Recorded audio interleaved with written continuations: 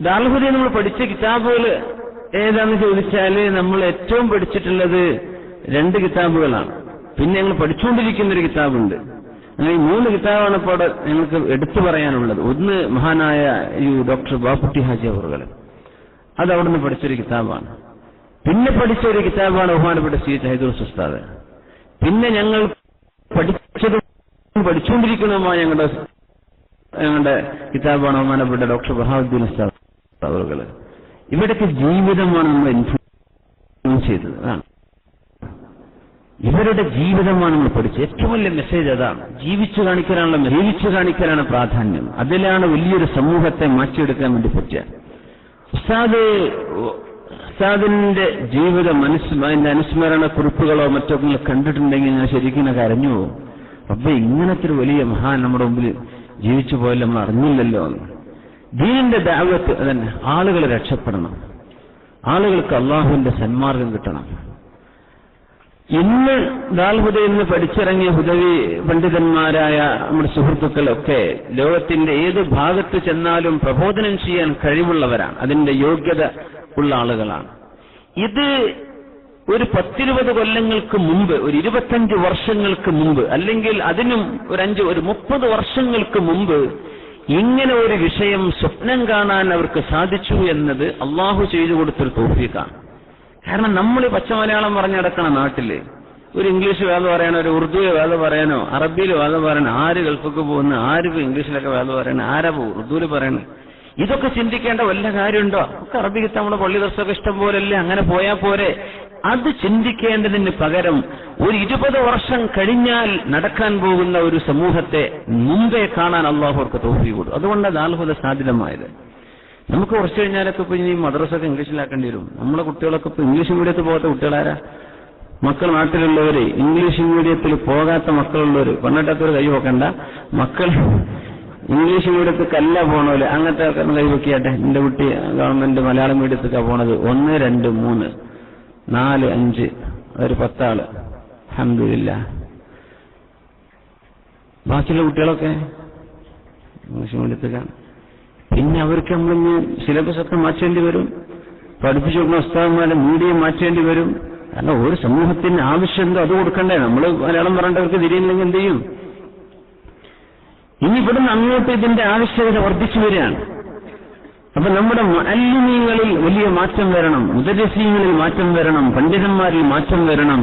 ഇത് കാലേ കൂട്ടി അള്ളാഹു ഇവരുടെ മനസ്സിൽ ബഹുമാനപ്പെട്ട ഇമാം ബഷീർ മുസ്ലിയാർ നവറല്ലാഹു മർക്കദ, ഡോക്ടർ ബാപ്പുട്ടി ഹാജി നവറല്ലാഹു മർക്കദ, ഹൈദർസ് ഉസ്താദ് നവറല്ലാഹു മർക്കദഹും ജമീഅ, അങ്ങനത്തെ വലിയ ഒരുപാട് മഹാന്മാർ അവരുടെ മനസ്സിൽ അള്ളാഹു തോന്നിപ്പിച്ചു. അവരത് അങ്ങ് പരിശ്രമിച്ചു.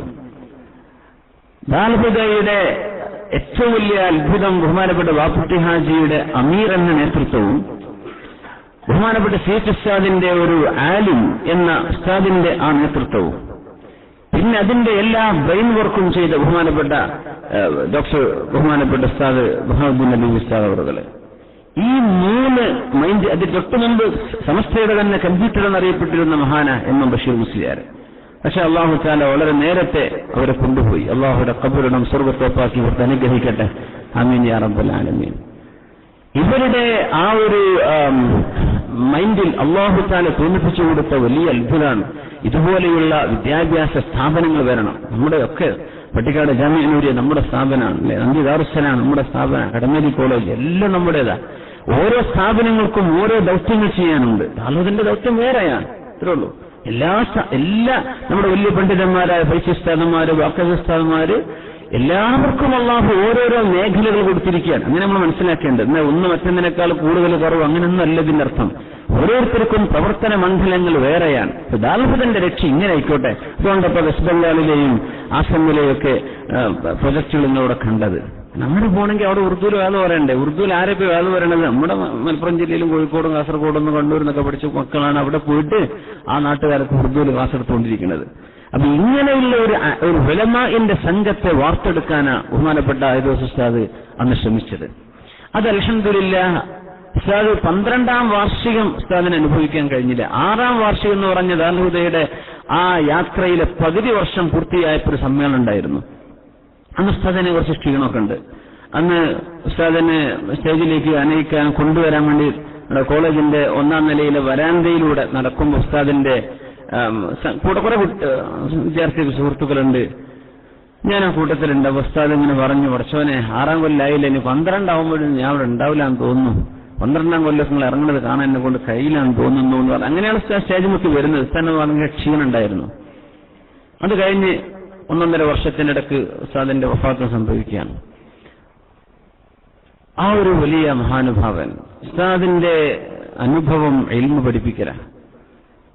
ഞങ്ങൾ പഠിച്ചതും ഉസ്താദിന്റെ ജീവിതമാണ്, ലാളിത്യമുള്ളൊരു ജീവിതം. അങ്ങനത്തെ ഒരു വലിയ മഹാനുഭാവൻ. ദാറുൽ ഹുദയെ സ്നേഹിക്കുന്ന ആളുകൾ സമൂഹത്തിലുണ്ടെങ്കിൽ ഈ സ്ഥാപനം വളരും.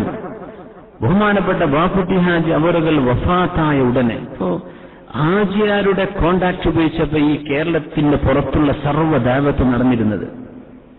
ബാപ്പുട്ടി ഹാജി ഒരു വ്യക്തിയുടെ സ്വാധീനം.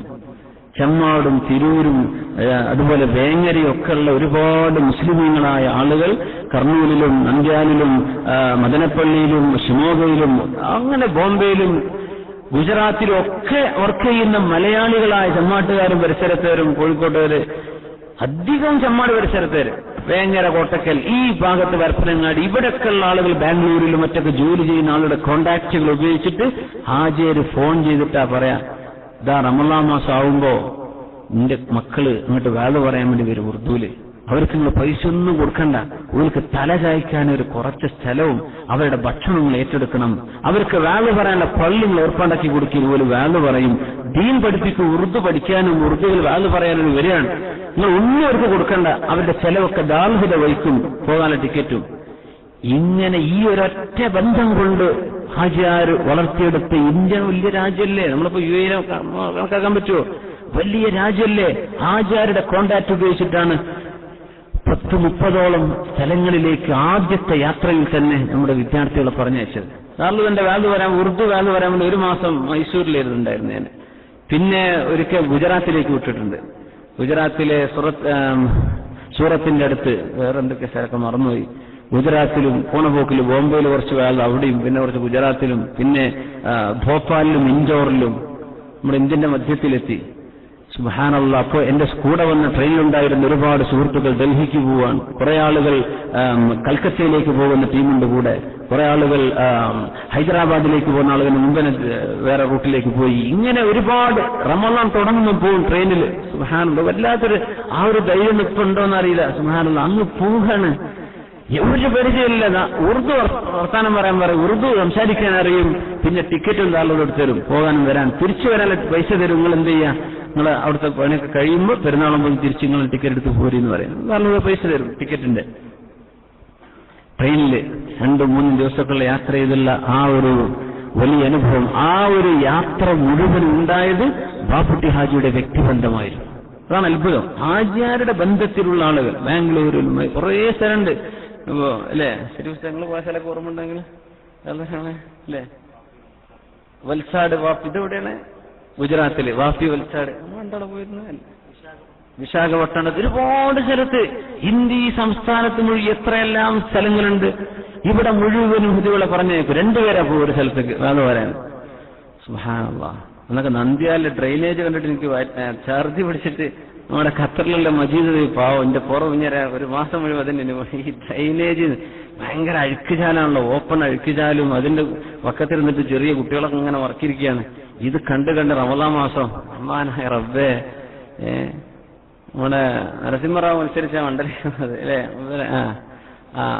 നന്ദ്യാൽ.